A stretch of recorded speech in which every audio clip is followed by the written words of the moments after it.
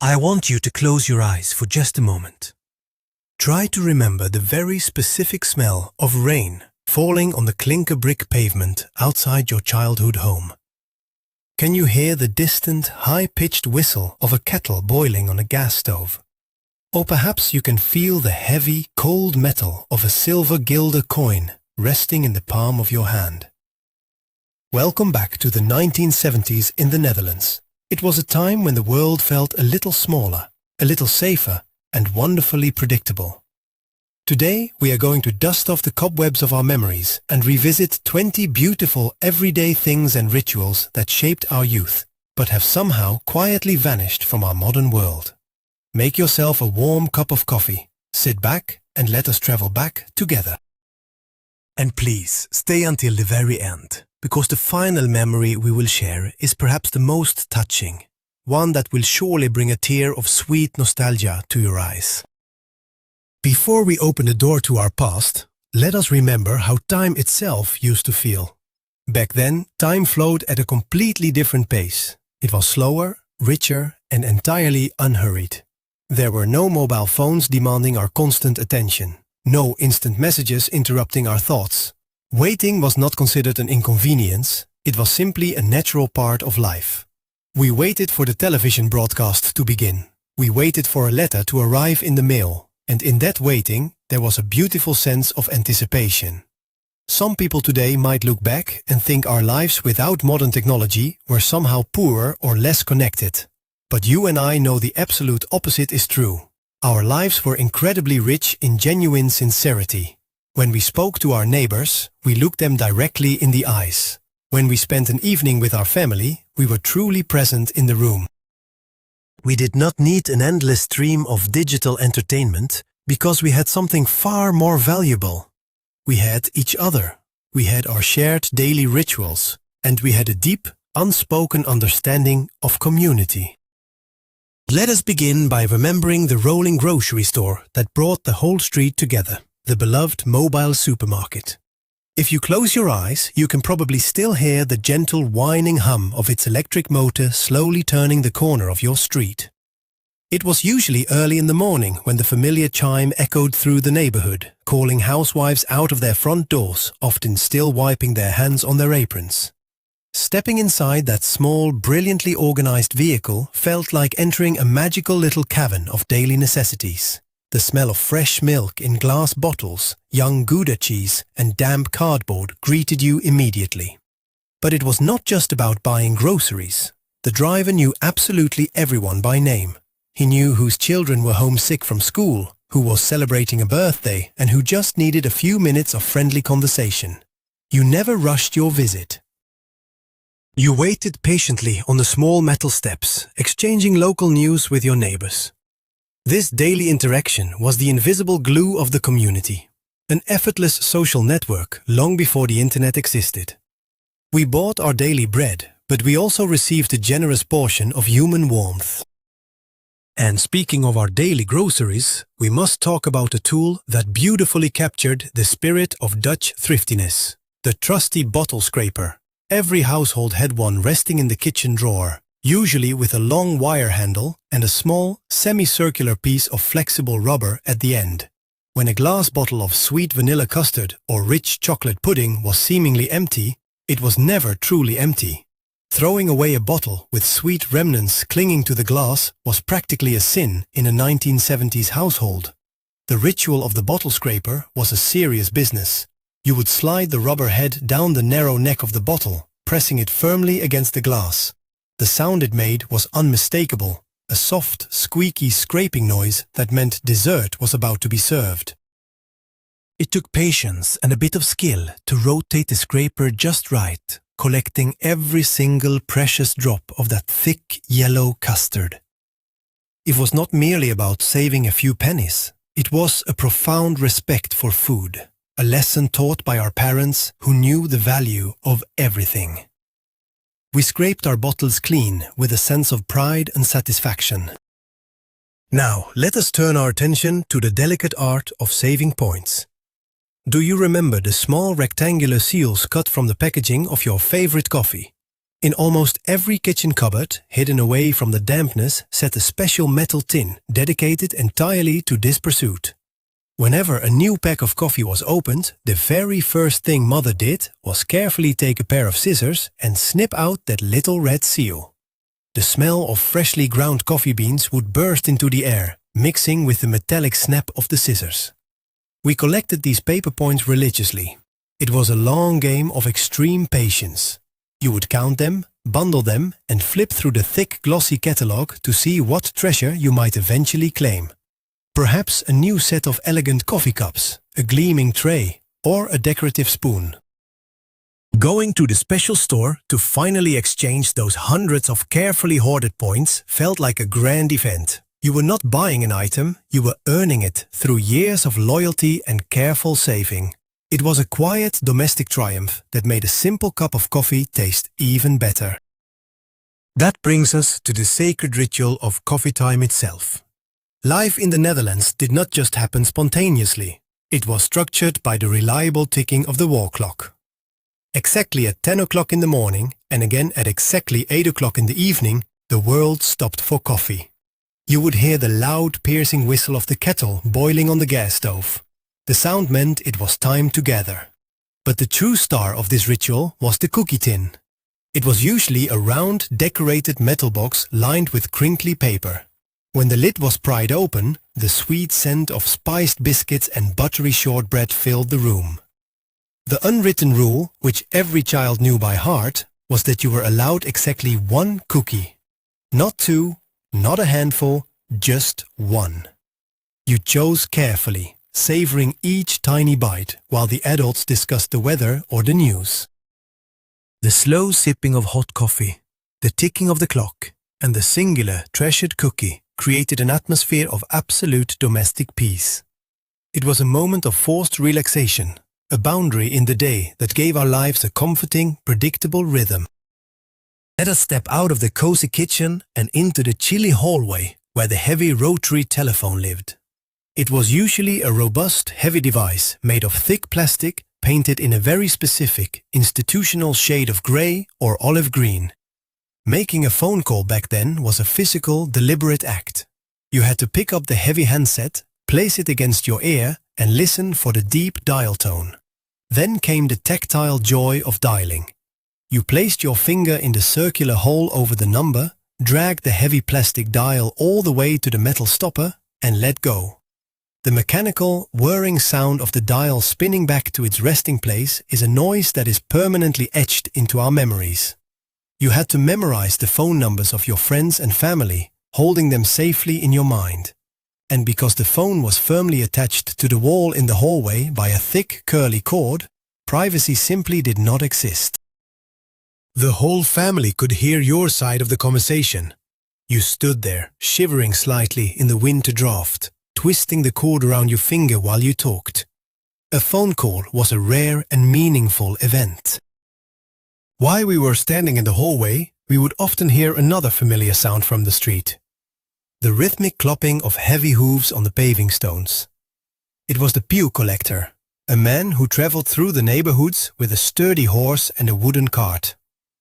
Before the era of plastic bags and massive garbage trucks, waste was handled with incredible simplicity and common sense. Families would keep their vegetable scraps, potato peels and stale bread in a special bucket. When you heard the distinct cry of the collector echoing down the street, you would run outside with your bucket. The smell of the horse, a mixture of hay, sweat and leather harness, is something you never forget. As children, we were sometimes allowed to offer a rock-hard piece of leftover bread to the gentle giant pulling the cart. Feeling the soft, bristly lips of the horse take the bread from your flat palm was a thrilling experience. The collector would dump the peels into the back of his cart to be used as animal feed. It was a perfect, sustainable circle of life, right there on our suburban streets. Saturday mornings had their own distinct symphony. And the loudest instrument was undoubtedly the rattan carpet beater. Cleaning the house was a physically demanding weekly event. Windows were thrown wide open, regardless of the chilly breeze, to let the fresh air in. The heavy, woven carpets from the living room were dragged outside and thrown over the balcony railing or the sturdy wooden clothesline pole in the garden. Then the beating began. The rhythmic, explosive thumping sound would echo from street to street as housewives across the neighborhood vigorously whacked the dust out of the heavy wool. You could literally see the clouds of grey dust catching the pale morning sunlight. The physical exertion required was immense, and the rattan tool was surprisingly heavy in the hand. Alongside the sound of the beating, the air was inevitably filled with the sharp, clean scent of soft green soap dissolving in buckets of hot water. Everything was scrubbed until it shined. By Saturday afternoon, the entire house smelled aggressively fresh, the carpets were bright again, and the weekend could officially begin in a spotless home. When the cleaning was finally done and the weekend arrived, family entertainment often came in the form of a long, heavy wooden board, the shuffleboard. Taking this game out from its hiding place, usually slid horizontally under the sofa or standing upright behind a heavy curtain, signaled the start of a festive evening. Birthdays, New Year's Eve, or just a dark Friday night, the shuffleboard was the centerpiece of our living room. The smell of the polished wood, often smoothed down with a little bit of potato flour to make it extra slick, brings back a rush of memories. We can still hear the loud, aggressive clack of the thick wooden discs colliding with each other as they slid down the track. You had to throw the discs through 4 small arches, aiming for the highest score. The tension in the room was palpable. Everyone had their own unique technique. Some stacked the discs, others threw them with a rapid-fire aggression. Even the quietest grandmother could suddenly reveal a fiercely competitive streak, slamming a disc with perfect precision to clear a jam. It was loud, it was joyful, and it brought 3 generations together around one wooden table. Our childhood was also defined by the weather and how we traveled through it. We must remember the heavy canvas bicycle bags hanging over the back wheel of a sturdy city bike. In the 1970s, mothers did not drive large cars to massive supermarkets. They cycled. They rode their bicycles through the biting wind and the relentless horizontal rain. Those canvas bags were incredibly tough, smelling slightly of wet cotton and rubber. When mother came home from the shops, the bags were bulging with heavy potatoes, glass bottles of milk, and fresh vegetables. As a child, sitting on the small seat mounted on the back rack, your legs would dangle right next to those rough canvas bags. You could hear the buzzing sound of the small metal dynamo pressing against the wet rubber tire, struggling to power the dim yellow light on the front of the bike. The effort it took to pedal a heavy gearless bicycle against the fierce Dutch wind with bags fully loaded was a daily testament to the quiet endurance of our parents. Coming into the warm house after that cold ride was the best feeling in the world. Sundays had a completely different atmosphere, beginning with the clothes we wore. The concept of Sunday best was taken very seriously. Children were wrestled into stiff, scratchy woolen trousers, heavily starched collars, and tightly buckled leather shoes. You had to sit still, behave perfectly, and above all, not get dirty. But the real memory of Sunday is the smell that greeted you when you finally returned home from the morning church service. The air inside the house would be thick, warm, and heavily perfumed with the rich aroma of slow roasting beef. To achieve this, mothers used a small, heavy iron heat diffuser placed over the gas burner. The heavy cast iron pan would sit on this metal plate for hours, allowing the meat to simmer incredibly slowly without burning. The windows in the kitchen would fog up completely from the moisture. That deeply savory smell, mixed with a slight scent of gas from the stove, meant comfort. It meant family dinner was approaching. We sat around the table in our uncomfortable Sunday clothes, sharing a meal that had taken all morning to prepare. For children, the street itself was our primary playground, and nothing defined street play quite like the game of marbles. Every child had a special bag, often lovingly sewn by a mother or grandmother from scrap pieces of colorful fabric, closed with a simple drawstring. This bag was your treasure chest. It felt incredibly heavy, filled with solid glass spheres of various sizes. The physical sensation of kneeling down on the cold, hard paving stones, feeling the damp chill seep right through the knees of your corduroy trousers, is something we all remember. Mothers would constantly sigh over the holes worn into our knees. But it was worth it. The sharp, satisfying click of glass hitting glass as you aimed for your opponent's marble was music to our ears. We knew the names of all the different types, the small ones, the big ones with colorful swirls inside, and the massive, rare, oil-colored ones that were the ultimate prize. Living a beautiful marble from a neighborhood rival made you feel like a king, and losing your favorite one taught you your very first hard lesson about loss and risk. When evening fell, especially on a Saturday, a new ritual began in the living room. Television was not a constant background noise back then. It was a scheduled communal event. There were only 2 channels available, which meant the entire country was usually watching the exact same program. The preparation was part of the magic. The children were freshly bathed, dressed in warm cotton pajamas, our hair still damp and smelling of mild baby shampoo. We were allowed to sit on the sofa, a rare treat. On the small wooden coffee table, there would be a glass of bright orange soda for the kids, and perhaps a small glass bowl filled with salty paprika chips or a few pieces of sliced cheese with mustard. We waited with breathless anticipation for the music shows to begin, marveling at the bright, flashy costumes of the pop stars. Or we laughed together at the grand family game show. Because everyone watched the same broadcast, the very next morning at school or at the bakery, you knew exactly what your neighbors were going to talk about. The television was a shared campfire that united the whole nation for one evening a week. Let us journey back to the scullery or the back garden on a Monday morning to witness the hardest physical labor of the week. Washing day. Before the luxury of modern automatic washing machines, doing the laundry was a monumental task. The memory that stands out the most is the hand-cranked wringer.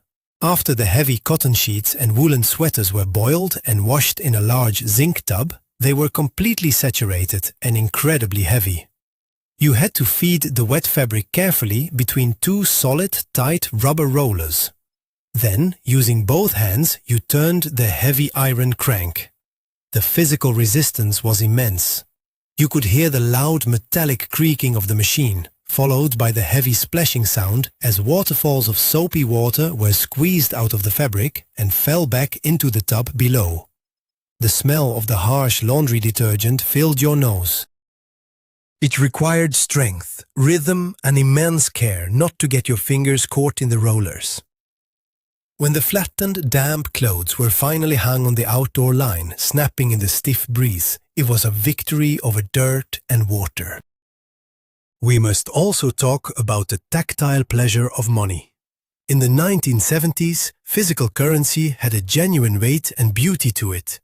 Imagine reaching into your coat pocket and feeling the large, heavy silver coin with the profile of the Queen stamped into the metal. The 2.5 Hilder coin was an absolute masterpiece. It felt solid, cold, and significant. Having one of these coins in your hand as a child made you feel incredibly wealthy.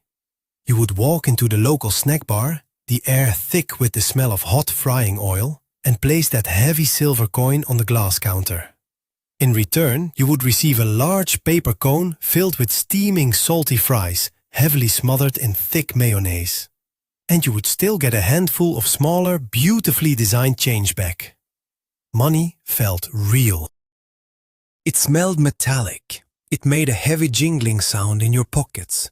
And handing it over was a physical transaction that made you truly appreciate the value of what you were buying.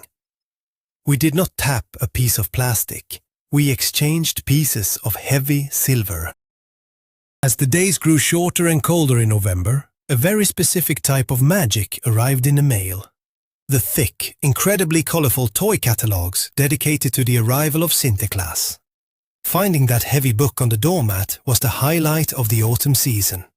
We would immediately lie flat on our stomachs on the rough wool carpet in the living room, opening the pages with trembling hands.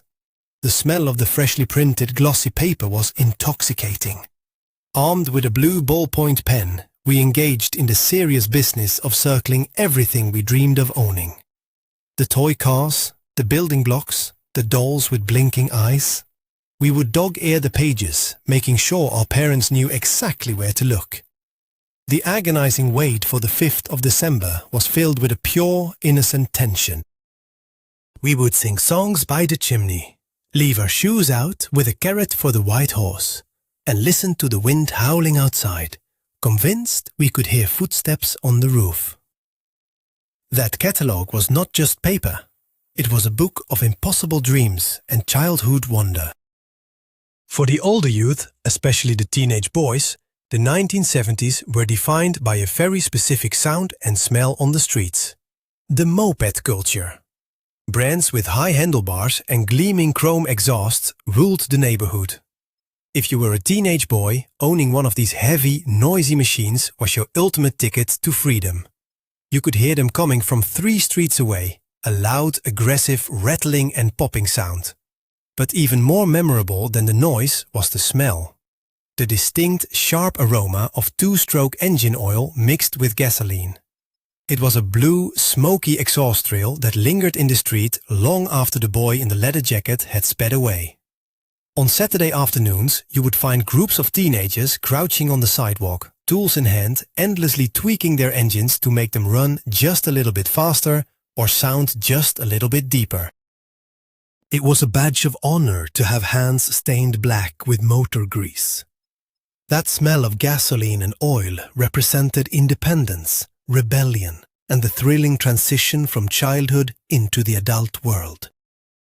Let us return to the quieter moments of the school day. Every morning, mothers across the country prepared the exact same lunch, packed into a very specific container. The metal lunchbox. Usually painted with a brightly colored cartoon character or a simple floral pattern, these boxes were virtually indestructible. When the school bell rang for the lunch break, 30 children would simultaneously unclip the metal hinges. The loud snapping sound echoed through the classroom. Inside, wrapped neatly in wax paper, were 2 thick slices of bread, heavily buttered and completely covered in chocolate sprinkles. The absolute inevitability of this lunch was that no matter how carefully you ate, tiny bits of chocolate would fall out onto your desk. The smell of the inside of that lunchbox is unforgettable. A unique blend of metallic tin, sweet chocolate, and the slightly yeasty scent of white bread.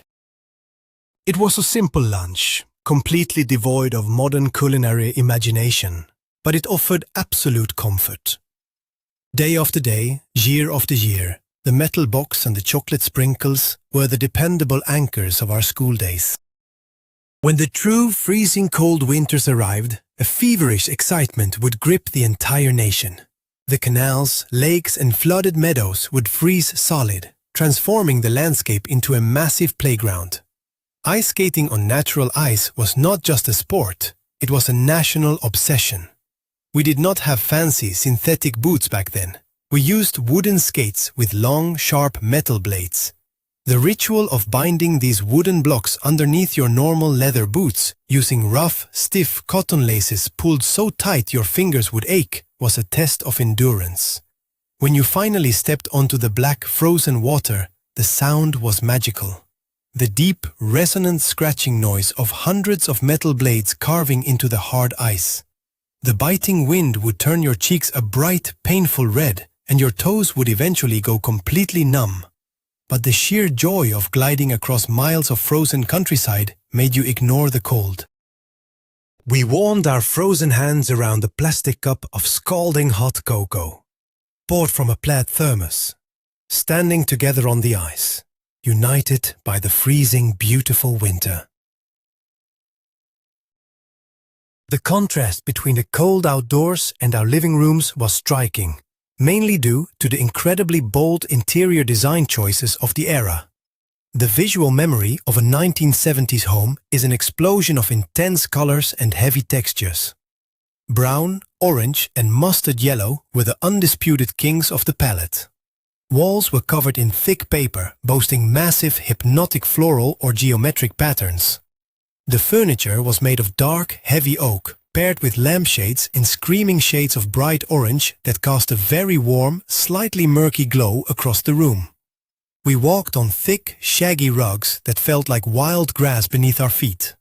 The windows were framed by incredibly heavy velvet curtains that, when pulled shut against the rainy, grey Dutch weather outside, created an impenetrable sense of safety.